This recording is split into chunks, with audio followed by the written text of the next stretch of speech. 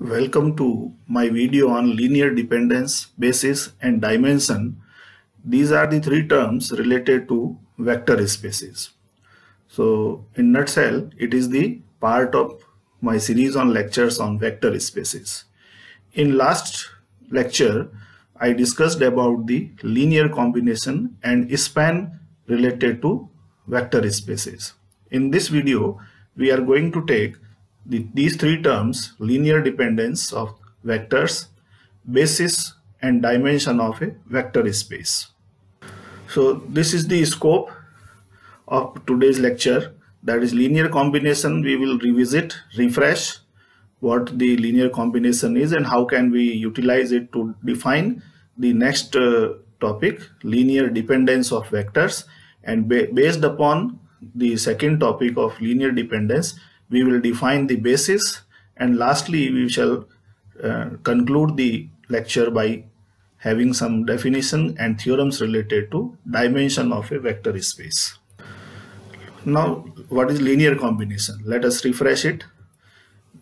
Let V1 to Vk be the vectors in a vector space which is predefined Vf, where V is the set of vectors and F is the field. For any arbitrary scalars chosen at random, that is C1, C2 to Ck, if we could represent a vector V as a sum of scalar products of these C's and these V's, then vector space, then the vector V is called as a linear combination of these k vectors, and it is denoted by this sum of scalar products of these vectors.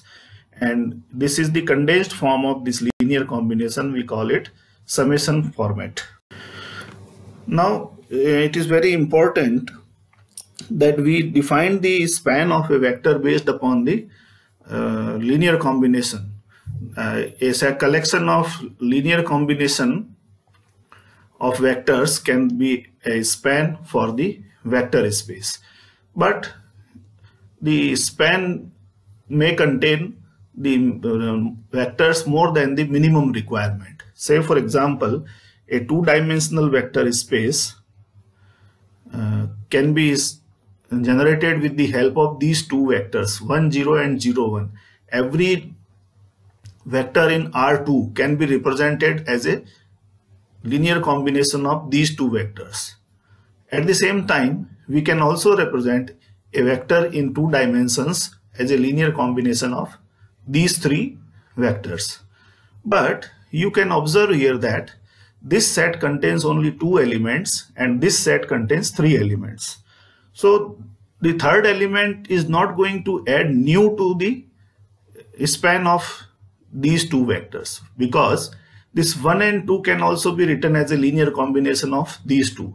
1 times 1 comma 0 plus 2 times 0 comma 1. So the third one is the linear combination of first and second. So we can say that the last vector we have included 1 comma 2 is an extra vector, and if we remove this extra vector from the set, then it is not going to affect the span of a given vector space, or we can say it is the span of the set 1, 0 and 0, 1. But if in this set, if I remove this second one, the span will be altogether different. So we can say that 1, 0 and 0, 1 is the smallest possible set of vectors which can generate the two-dimensional plane R2. So this extra vector has no significance in defining the span of a set. So 1 comma 2, which is unnecessary to span R2, and this can be verified from the relation that 1, 2 is 1 times 1, 0 and 2 times 0, 1. But this is not waste, because we can define a new term with the help of this combination, that 1 comma 2 is represented in terms of 1 times 1 comma 0 and 2 times 2 comma 0. Let us see what happens. If I take this vector with minus 1 its multiple and add it to both the sides, on the left hand side I get 0 vector and on the right hand side I get this term. But I reverse the sides, then I can represent this combination equal to 0. So if we look at this, it is 1 times 1 0, 2 times 0 1, and minus 1 or negative 1 times 1 comma 2, then it is equal to 0 0. So this is a combination of three vectors which gives us 0 when these three coefficients are non-zero. So it is always possible to have a 0 vector with the help of some other vectors even if the coefficients are not 0. So if we have an extra vector, we can always represent it in this form.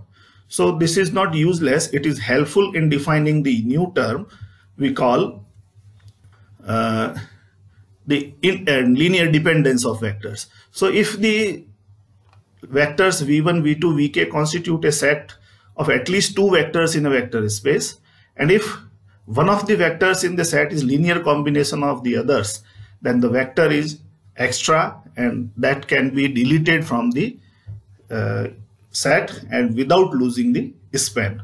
That is what I discussed at the beginning, that if I remove this 1 comma 2, it is not going to affect the span of this set. So this is written in the form of a theorem. So I was talking about the combination. This combination is giving me 0 vector. So the question arises that is there any combination of some vectors which can give us the 0 vector when the coefficients are not 0? So we can say yes. And the condition of one vector expressible as a linear combination of others, which is available in this particular equation, and we have written in this equation in this form. So this condition of representing a vector in terms of a linear combination of other vectors is called linear dependence. So if we have a combination of two vectors which are independent of each other, and what does it mean by independent of each other? This cannot be represented in terms of this vector, or the second one cannot be represented in terms of first vector. But if I include 0 vector in it, it becomes dependent, because 0 vector will always make it a combination of three vectors: 0 times 1 comma 0, 0 times 0 comma 1, minus 1 times 0 comma 0 equal to 0 0. So if I put here 0 in place of this one, 0 in place of this two, and 0 0 in place of these vectors, then I can always say that it is a linearly dependent collection of vectors. So whenever we include 0, it gives us the linear dependent set. Next, what is the formal definition of linear dependence? The vectors v1 to vk are called linearly dependent vectors if there exists some constant, some real number c1 to ck in f, not all 0. I am emphasizing on these three words: not all 0. At least one of them is non-zero, so that we can get the combination equal to 0 vector. Then only we say that it is a linearly dependent set of vectors. These vectors are linearly dependent, and since we have at least one ci not equal to 0, we can always express any one of these vectors, the ith vector, as a linear combination of the remaining vectors. How can we do this?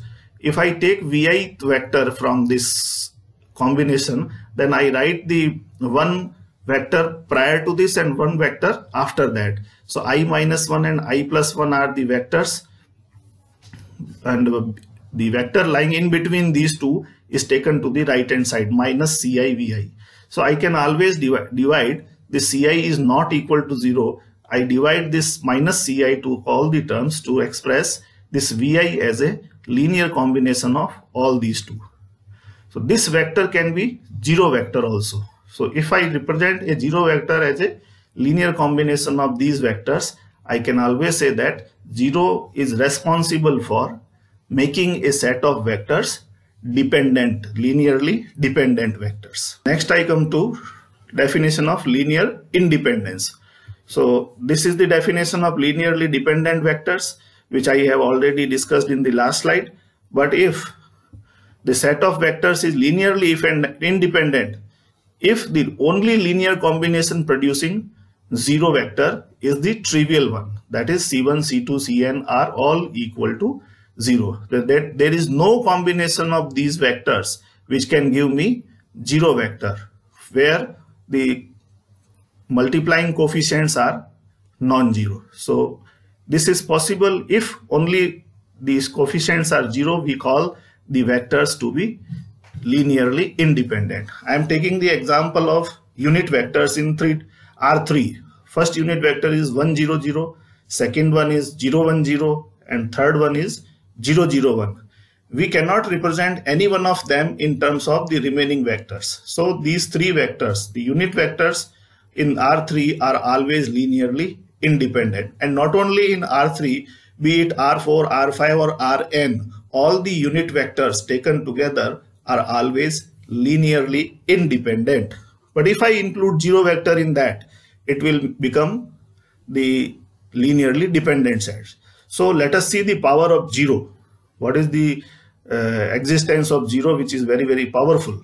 It makes a linearly independent set dependent. So consider a set comprising of only one vector v equal to 0 vector, and it is linearly dependent because I can always express a vector 1 into v equal to 0. If v equal to 0, I can have the coefficient 1.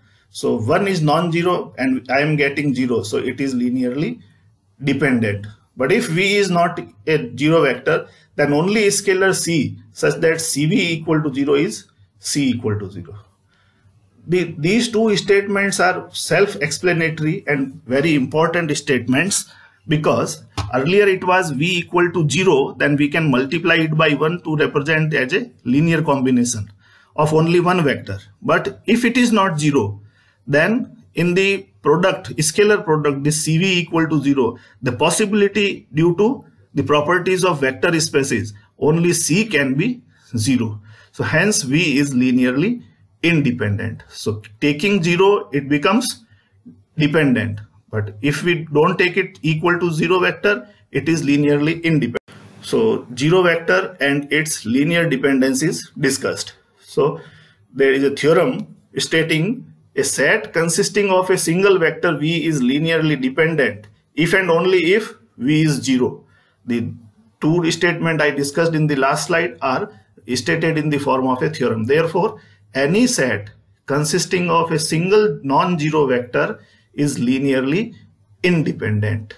So if a set is containing only one vector, which is non-zero vector, it is always independent. And if a set is containing only 0 vector, it is always linearly independent. So this shows the power of this 0.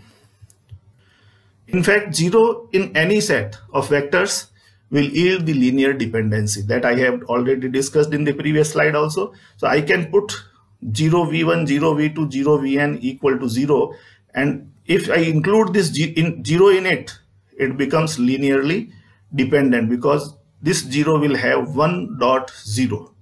But if I don't have this 0, all these 0 coefficients are making this this combination 0. So these are the linearly independent, but including this 0, it has become the linearly dependent set of vectors v1 to vn and this 0 vector. So total n plus 1 vectors are there. So this again shows that 0 is a powerful vector. So there is a corollary that any set of vectors that includes the 0 is always linearly independent. So if you want to make any set linearly dependent, which is otherwise linearly independent, you just insert 0 vector in it, it will become linearly dependent. Next, what is the criteria for linear dependence? Again, it is in the form of the theorem, and this theorem says if there are k vectors in Rn, then and this A is the matrix of these vectors taken as a column vector, taken each as a column vector of this matrix, is linearly dependent if and only if the system has Ax equal to 0 has a non-trivial solution. That is, the null space of it will always be linearly dependent. Why it is dependent?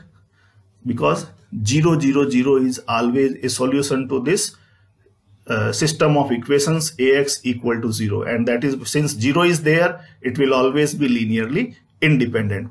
So the solution or the proof of this theorem is left to you people. You can try at your home. But so there are two corollaries. If this k is greater than this n, then set will always be linearly dependent. If these vectors are linearly independent, and if this k is less than greater than this, then it will always be linearly dependent. But if this equal to n, it is linearly dependent if the determinant of this matrix A is always 0. So this depends upon this k. If k is less than n and these are linearly independent, then there is no question of declaring, because it is already linearly independent. Linear independence of continuous functions. This is very important and very legitimate example which is used in the engineering courses. So set of functions f1 to fn, all these functions are continuous functions in the set of real numbers, or in this particular definition it is defined on the interval I. This I may be very small interval, or it may be the entire real line. If the only value of these scalars c1, c2, cn such that this is equal to 0, a combination of all these continuous functions is 0, then if this is possible only when we take these constants 0, this is known as linearly independent functions on this interval of their existence. So these functions find very important application in communication engineering.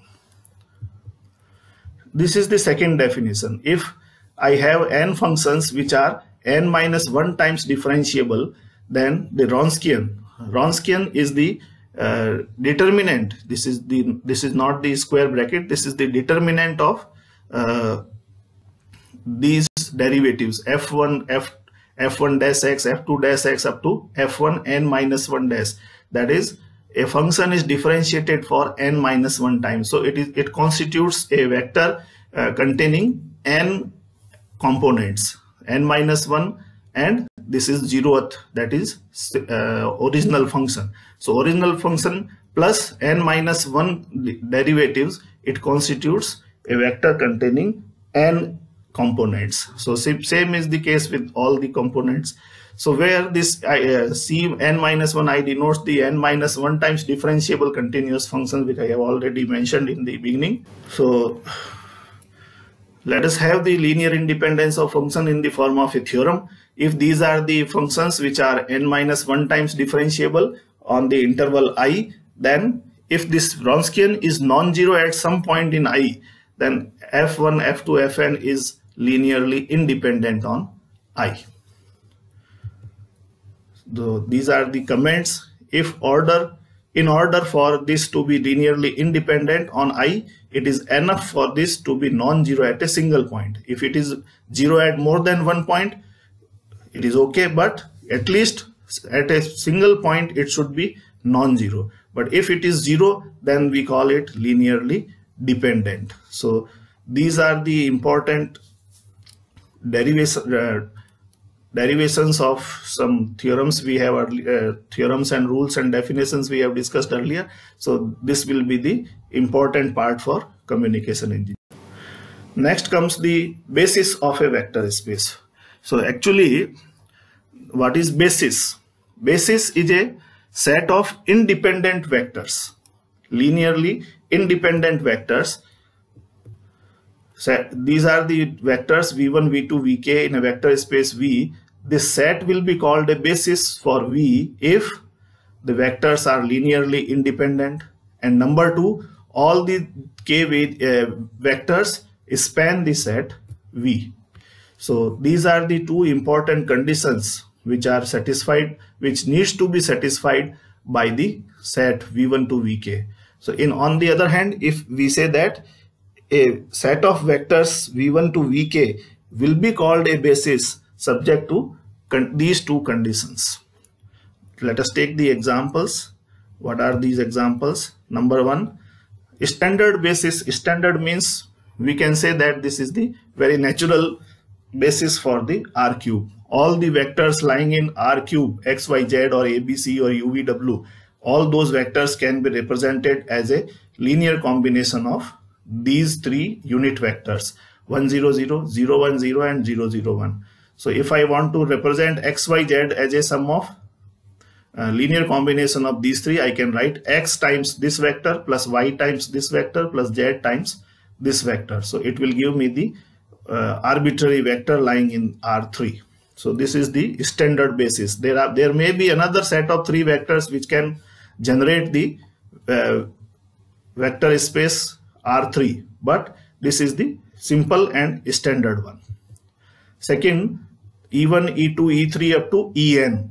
All these unit vectors of n tuple are the these vectors constitute the basis for this R power n, that is the n-dimensional Euclidean space. Any linearly independent set is a basis for its span. So span in broader sense is the vector space itself, which is generated by a set of vectors, and if the set of vectors are linearly independent, we call it a basis, and the plural for this word basis is bases, B-A-S-E-S. So whenever we call basis, it represents a single vector space, and if we call bases, means vector space is generated by more than one basis. So there is a sentence that a vector space can have more than one basis. It may contain some extra vectors, it may not contain extra vectors, but it contains all linearly independent vectors. So vector space can have more than one basis. So this is a very natural question which arises in the mind, that how can you say that this is the set which generates R3? Is there any set of vectors which can generate R3 other than this set? So the answer is yes. So what is the answer? A vector space can have more than one basis. So R3 has a basis with three vectors. Can any basis have more? Yes. So if we represent these types of notations, I can represent this in the form of matrix also, and since we can represent this with the help of matrix, we will be taking into consideration the matrix algebra also. So if the system has a non-trivial solution because rank of A is less than or equal to 3 for a three-dimensional space, either the rank of this matrix will be 3 or less than that. So such a non-trivial solution is a linear dependency among these vectors. So they do not form a basis. So what cannot form the basis is the example of it. So there is a theorem: if a vector space has a basis containing m vectors, then any set of more than m vectors is linearly dependent. It should be dependent, not independent. If a vector space has basis containing m vectors, so base always contains independent vectors, and if it is containing more than m vectors, then it is linearly dependent. This is not independent here, it should be dependent. Now comes the dimension. So when we are saying that any two bases for a single vector space, a vector space can have more than one basis, then we can very well say that the number of elements lying in the basis of a vector space will always be same, no matter it has more than one basis, that is 1, 2, 3, 4 bases, but the number of elements in that particular basis will be same. So this number is nothing but called dimension. So the number of elements in the basis is the dimension of a vector space, and it is denoted by dim V. Dim is the short form of dimension. So dimension of V is the number of elements lying in the set of vectors which is the basis for a vector space. And based upon the number of elements lying in the basis, the vector spaces are characterized as finite dimensional or infinite dimensional. So here are some examples of some finite and infinite dimensional vector spaces. R power n, that is Euclidean space, is the nth dimensional vector space. A vector space consisting of some matrices of order n cross n over the set of real numbers is the vector space of dimension m into n. The dimension of the set of polynomials of degree n or less than that is always n plus 1.